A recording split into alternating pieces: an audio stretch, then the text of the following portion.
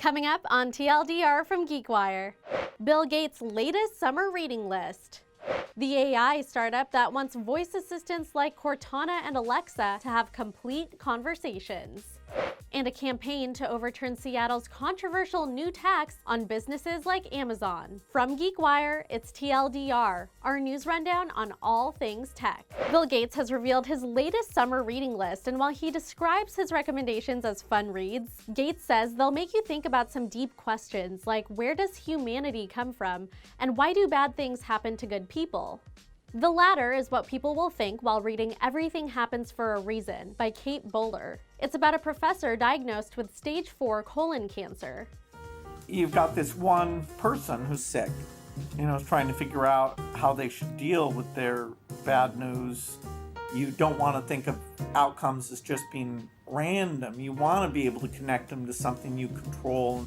His 4 other recommendations are Leonardo da Vinci by Walter Isaacson, Lincoln and the Bardo by George Saunders, Origin Story by David Christian, and Factfulness by Hans Rosling. You can learn more about each of these books on the Gates Notes blog. The billionaire philanthropist has also made some headlines for a leaked video of him talking about his early encounters with Donald Trump. In the video, Gates talks about the president's confusion between HIV and HPV. And as you might expect, comedians poked fun at this on SNL and The Late Show. And I can't help but notice he's talking to the biggest nerd in the world about sexually transmitted disease. What does Trump talk to the porn stars about? Hey, Stormy, get in here. Why can't I open Adobe Reader? I'm afraid I have HPV in my PDF.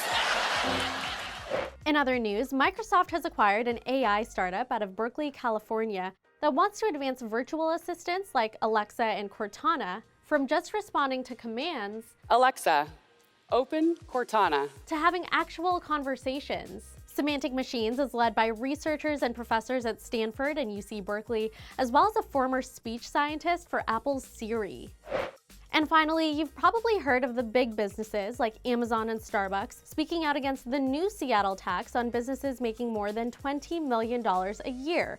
Well, now there's a coalition of small businesses that are leading a campaign to reject the tax. It's called the No Tax on Jobs campaign, and it's led by Saul Spady, president of the advertising firm Creative Empowerment. He's also the grandson of Dick Spady, who founded the iconic Seattle fast food company, Dick's Drive-In.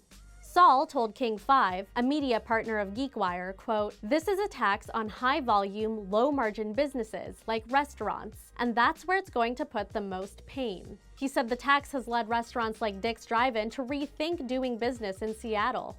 The group has until mid-June to collect about 17,000 signatures in support of a referendum. This would give Seattle voters the chance to overturn the tax.